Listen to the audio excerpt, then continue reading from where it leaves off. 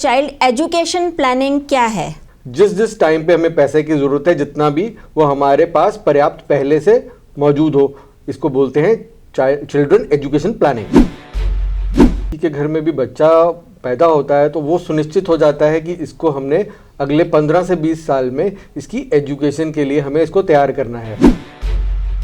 आज भागदौड़ की ज़िंदगी में अपने बच्चे को बहुत अच्छी तालीम देके बहुत अच्छा बनाना चाहता है, इसलिए जो उसके खर्चे हैं वो भी बहुत बड़े हो गए हैं। एजुकेशन लाइन में हम महंगाई बहुत तेज़ी से बढ़ रही है, जो कि शायद हमारे मन में और दिमाग में कहीं विचार नहीं है कि वो कितना ज़्यादा बढ़ रही है। नमस्कार, D5 चैनल हिंदी देख रहे दर्शकों का मैं वंदना स्वागत करती हूँ। आज हमारे स्टूडियो में मौजूद हैं mutual fund distributor Ashish Goyal जी। आशीष जी, आपका बहुत बहुत स्वागत है हमारे इस प्रोग्राम में। नमस्कार जी, D5 के सभी दर्शकों को मेरा नमस्कार। आज हम बात करेंगे चाइल्ड इन्वेस्टमेंट प्लानिंग के ऊपर। तो सबसे पहले आप हमें ये बताइए, चाइल्ड एजुकेशन प्लानिंग क्या है? मैम, जब हमारे घर में किसी के घर में भी बच्चा पैदा होता है तो वो सुनिश्चित हो जाता है कि इसको हमने अगले 15 से 20 साल में इसकी एजुकेशन के लिए हमें इसको तैयार करना है। तो जब कहीं पे भी खर्चा आता है, लेट्स से उसको प्राइमरी स्कूल में दाखिला करवाना है, या उसको किसी बड़े कोर्स के लिए बाहर भेजना है, या फिर उसको हमने किसी एंट्रेंस एग्ज़ाम के लिए पास कराना है, तो ये सब चीज़ों में हमारा जो कैश आउटफ्लो होता है, जहाँ पे हमें कैश देना है, उन सभी चीज़ों के लिए अगर हमने सही टाइम पे प्लानिंग किया है ताकि हमें कहीं इधर उधर से मांगना ना पड़े पैसा, और उस सारे पैसे की व्यवस्था को हम चिल्ड्रन एजुकेशन प्लानिंग बोलते हैं। जबकि हमें जिस टाइम पे हमें पैसे की ज़रूरत है, जितना भी वो हमारे पास पर्याप्त पहले से मौजूद हो, इसको बोलते हैं चिल्ड्रन एजुकेशन प्लानिंग। जो चिल्ड्रन एजुकेशन प्लानिंग होती है, इसकी ज़रूरत क्यों महसूस हुई? क्योंकि जब बच्चा पैदा होता है तो उसके बाद में भरण पोषण उसका सारा कुछ माता पिता ही करते हैं, लेकिन आज ऐसी ज़रूरत क्यों महसूस हो रही है? चूँकि पहले बहुत किड्स होते थे, अब एक फैमिली में आज एक या दो किड्स हैं, तो हर लोग आज भागदौड़ की ज़िंदगी में अपने बच्चे को बहुत अच्छी तालीम देके बहुत अच्छा बनाना चाहता है, इसलिए जो उसके खर्चे हैं वो भी बहुत बड़े हो गए हैं। और जो सबसे बड़ा इसमें प्लानिंग का मेन रोल अदा करता है वो है महंगाई का दर। क्योंकि बच्चे बहुत कम हुए फैमिली में, तो वो माँ बाप क्या करते हैं कि अपनी इनकम का मैक्सिमम पार्ट अपने बच्चे को देना चाहते हैं, ताकि बच्चे बड़े होकर अपने पैरों पे खड़े हो सकें। पहले वाली फैमिलीज में क्या होता था कि 2-3 बच्चे पढ़ते थे, 2-3 बच्चे काम संभालते थे, और वो सारी फैमिली का खर्च चला पाते थे। अभी क्या है, 1-1, 2-2 बच्चे हैं, तो हमें क्या करना है कि उनको बहुत लायक बनाना है, और हम फिर उनकी फ्यूचर के लिए कोई कॉम्प्रोमाइज़ नहीं चाहते हैं। तो उनके फ्यूचर को बहुत बढ़िया बनाने के लिए हम सब बेस्ट से बेस्ट चीज़ लेते हैं, जो कि बहुत महंगी है। और दूसरा क्या है कि जैसे मेडिकल लाइन में कोई हमने किसी का इलाज कराना है, वो महंगा हो रहा है दिन ब दिन, ऐसे ही एजुकेशन लाइन में हम महंगाई बहुत तेज़ी से बढ़ रही है, जो कि शायद हमारे मन में और दिमाग में कहीं विचार नहीं है कि वो कितना ज़्यादा बढ़ रही है। तो अप्रॉक्सीमेटली 10 से 12% की महंगाई अगर आप इंटरनेट पे देखेंगे तो आपको मिलेगा कि बहुत अच्छे कॉलेजेस की हर साल 10 से 12% से जो उनकी फीस है वो बढ़ रही है। तो अगर इस स्पीड से बढ़ती है तो हम एक सिंपल अंदाज़ा लगा सकते हैं कि 7 साल में ये खर्चा डबल हो जाता है। तो इस अगर 20 या 21 साल में कुछ पैसा चाहिए तो वो 7 साल में डबल होगा। अगर बच्चा आज पैदा हुआ है तो 14 साल में वो 4 गुना हो जाएगा, और वो 21 साल में 8 गुना हो जाएगा जो खर्चा आज है। तो इसीलिए हमें वो 8 गुना के लिए प्लानिंग करनी है। और जबकि कई बार हम किसी पेरेंट से बात करते हैं तो वो कहते हैं कि डबल चाहिए होगा आज का, ट्रिपल चाहिए होगा, तो लेकिन उनको 8 गुना का वो अंदाज़ा नहीं है कि महंगाई उस खर्चे को, आज के खर्चे को 20 साल के बाद 8 गुना करने वाली है।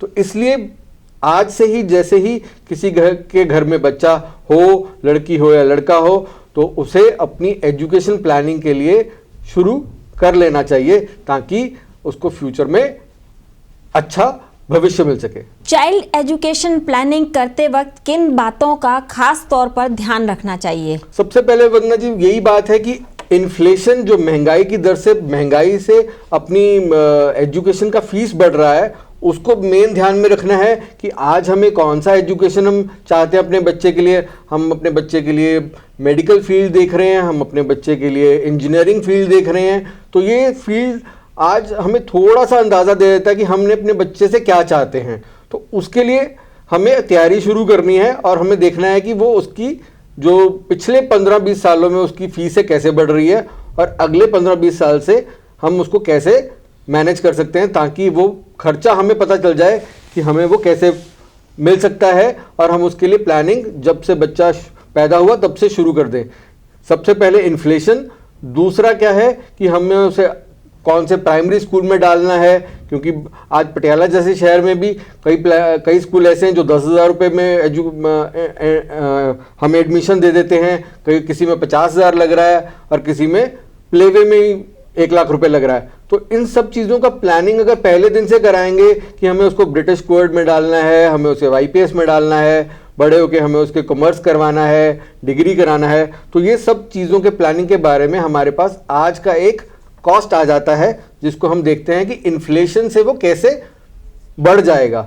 तो हर चीज़ की, हर लाइन की अलग एक कॉस्ट है, जिसके अकॉर्डिंगली हमें आज उसको ध्यान में रखते हुए कि हमें कितना पहुंचना है, हमें 20 साल के बाद 1 करोड़ चाहिए, हमें 1.5 करोड़ चाहिए, 5 करोड़ चाहिए अपने बच्चे के लिए। हम कई लोगों का गोल है कि हमने बाहर ही भेजना है, क्योंकि उनकी फैमिली में ट्रेंड है कि बच्चे बाहर जाके पढ़ते हैं, तो हमें उसकी एजुकेशन का वैसे प्लानिंग करना होगा।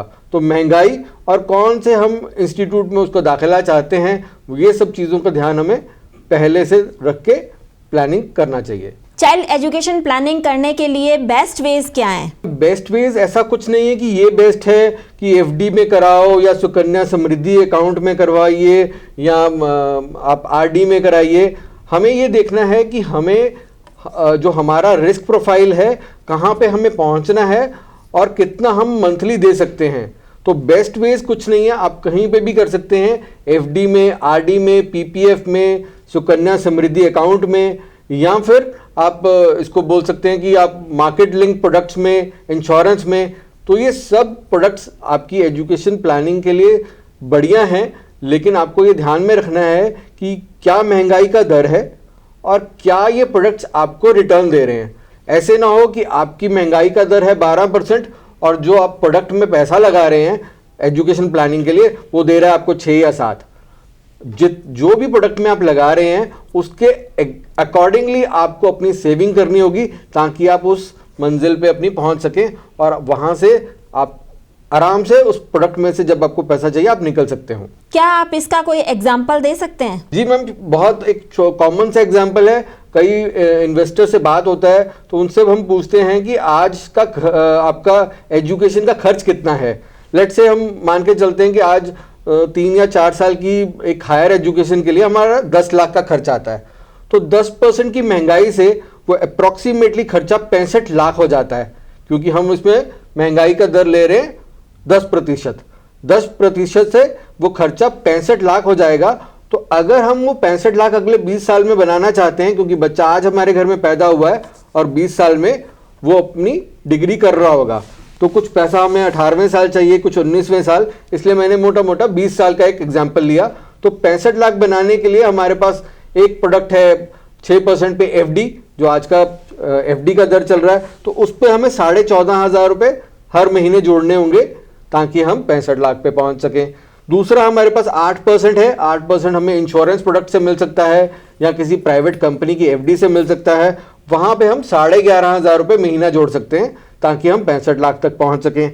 अगर कोई 10% हमें दे रहा है, कोई अच्छी स्कीम है, कोई बहुत बढ़िया रिटर्न दे रहा है, तो हमें 8,500 रुपये हर महीना जोड़ना पड़ेगा अगले 20 साल के लिए, 240 महीने के लिए। लेकिन वहीं अगर हम मार्केट लिंक शेयर मार्केट में जाते हैं या म्यूचुअल फंड में जाते हैं, तो वहां पे 12% की दर से 6,000 रुपये और 15% की दर से 4,500 रुपये। तो जिस तरह का हमारा प्रोडक्ट है और जिस तरह की वो रिटर्न देता है, हम उसी मुताबिक अपनी सेविंग्स उसी दिन से, जिस दिन से बच्चा घर में आया है, शुरू कर देंगे, तो हमें इस प्लानिंग का बहुत लाभ मिलेगा। पेरेंट्स को अगर कुछ हो जाए तो फिर क्या होगा? क्योंकि वो जब चाइल्ड एजुकेशन प्लानिंग कर रहे हैं, सपोज कीजिए कि अगर उनको कुछ हो जाता है तो फिर क्या होगा? मैम, हर फाइनेंशियल प्रोडक्ट में, चाहे वो बैंक का है, पोस्ट ऑफिस का है, इंश्योरेंस का है या मार्केट लिंक्ड है, उसमें नॉमिनी होता है और वो पैसा नॉमिनी को ट्रांसफ़र हो जाता है। और अगर लेट से कहीं किसी ऐसी खुदा ना करे कि दोनों पेरेंट्स को कुछ होता है, तो जो नेचुरल गार्डियंस की जगह पे जो ग्रैंड पेरेंट्स होते हैं वो गार्डियंस बन जाते हैं, तो उनके नाम पे पैसा ट्रांसफ़र हो जाता है। और म्यूचुअल फंड में एक बहुत बढ़िया फैसिलिटी है सिप इंश्योरेंस। जो मंथली हम अपनी आरडी की किस्त बना रहे हैं या म्यूचुअल फंड की किस्त बना रहे हैं, उसके 100 गुना की हमारी इंश्योरेंस हो जाती है। लेट्स से कि अगर जो सिप बंदा चला रहा है अगर उसको कुछ होता है तो 100 गुना पैसा, लेट्स से मैंने 10,000 की सिप करी अपने बच्चे की एजुकेशन के लिए, और अगर मुझे कुछ होता है तो मुझे उसका 100 गुना 10 लाख रुपए मुझे इकट्ठे मिल जाएंगे और मेरे वो फंड में चले जाएंगे। उसके बाद वो नॉमिनी के ऊपर डिपेंड करता है कि नॉमिनी उसको 10 लाख को एजुकेशन फंड के लिए रखना चाहता है या उसको यूज़ करना चाहता है। बट कंपनी क्या कहती है कि आपने सिप किया 10,000 रुपये का अपने बच्चे की एजुकेशन के लिए, और अगर आपका अर्निंग मेंबर नहीं है तो हम उसमें 100 गुना पैसा एकदम से डाल देंगे और वो भी आपका 65 लाख वाला गोल अचीव कर देगा। तो ये एक फैसिलिटी है म्यूचुअल फंड्स में जहाँ पे आपको इंश्योरेंस मिलता है अपनी एसआईपी अमाउंट का 100 गुना, और वो भी एक बहुत बढ़िया फ़ायदा है कि आपको 1 रुपया भी उसके ऊपर खर्चा नहीं पड़ता इंश्योरेंस का, और ये बिल्कुल फ्री ऑफ कॉस्ट है। क्या बच्चों के लिए कोई अलग से प्लानिंग जरूरी है या फिर नॉर्मली जो की जाती है आमतौर पर वही चलती है? मार्केट में कि कई लोग कहते हैं कि बच्चों के नाम पे प्लान्स होने चाहिए, कई कहते हैं कि नहीं पेरेंट्स के नाम पे होने चाहिए। वैसे बाजार में बच्चों के लिए बच्चों के नाम पे लगने वाले फंड्स अवेलेबल हैं, LIC पॉलिसीज़ हैं, तो वो हम बच्चों के नाम पे भी ले सकते हैं।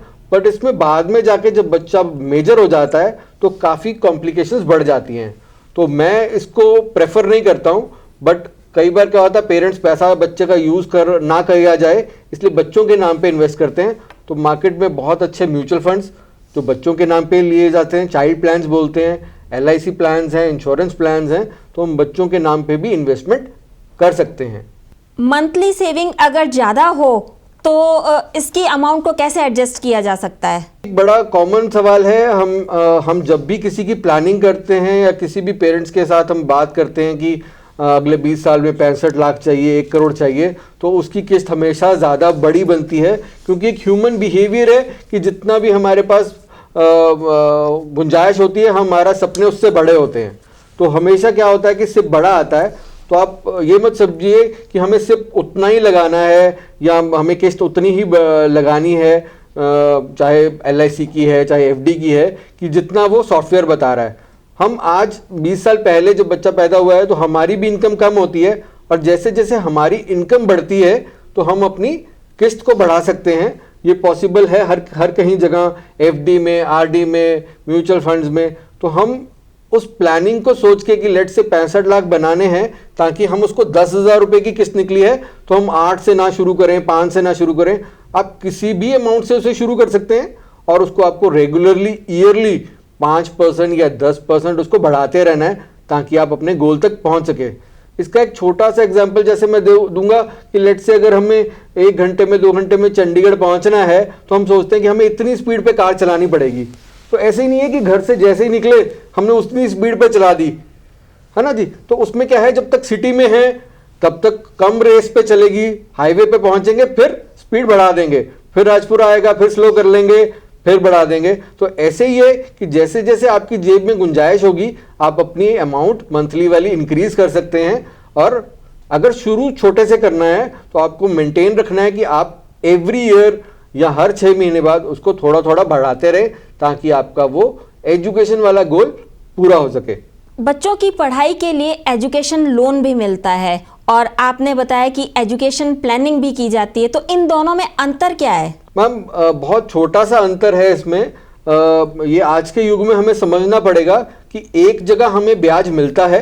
लेट्स से कि मैंने आज मुझे 65 लाख चाहिए 20 साल बाद, और मैं आज छोटी एक अमाउंट 5,000 रुपये महीना जोड़ना शुरू कर देता हूँ, तो 20 साल में मैंने तकरीबन 15-20 लाख रुपए जोड़े और उसके ऊपर मुझे ब्याज ऐड होके मुझे 65 लाख बन गए। लेकिन दूसरी जगह क्या होगा कि मेरा बच्चा जब 20 साल का हो जाएगा तो मैं भी 50 साल का हो जाऊंगा, और उस टाइम पे अगर मैं लोन लूंगा जो भी 65-70 लाख का, तो उसका ब्याज मुझे अगले 20 साल तक चुकाना पड़ेगा जब तक मैं 70-75 साल का हो जाऊंगा। तो दोनों चीज़ों में फ़र्क क्या है कि एक काम हमें पहले से शुरू करना है ताकि हमें वो उसमें ब्याज हमारे में ऐड हो जाए, और दूसरी चीज़ से बचना है ताकि हमें अपने बुढ़ापे में ब्याज चुकाना ना पड़े। ये ऐसे एजुकेशन लोन वाली बीमारी पिछले 15-20 साल से हमारे मार्केट में चल रही है। वो इसीलिए कि लोगों ने अपने बच्चों की एजुकेशन प्लानिंग नहीं किया, और जैसे खर्च आ जाता है सिर पे और फीस देखते हैं बहुत ज़्यादा बढ़ी हुई है तो उन्हें बैंक की तरफ भागना पड़ता है, और इसी वजह से पेरेंट्स को अपने बुढ़ापे में काम करना पड़ता है। और अगर वो काम नहीं करते और बच्चा लोन चुकाता है तो बच्चा फिर पेरेंट्स की रिस्पेक्ट नहीं करता, वो कहता है कि आपने मेरे लिए क्या किया। तो एजुकेशन प्लानिंग को करना बहुत ज़्यादा आसान है, क्योंकि ये एक फिक्स्ड गोल है। फिक्स्ड गोल मतलब कि अगर आज बच्चा पैदा हुआ है तो हमें पता है कि 20-21 साल बाद उसकी पढ़ाई का खर्च हमारे सिर पे आने वाला है। तो हमारे पास बड़े आराम से 240-180 महीने होते हैं, हमें उन्हें गंवाना नहीं चाहिए और पहले ही दिन से हमें शुरू कर लेना चाहिए ताकि हमें बाद में दिक्कत ना हो। आशीष जी, आपने बहुत ही सरल शब्दों में चाइल्ड एजुकेशन प्लानिंग के बारे में बताया। आप यहाँ आए, आपका बहुत बहुत धन्यवाद। Thank you. अगले एपिसोड में आपसे फिर मुलाकात होगी, तब तक के लिए नमस्कार।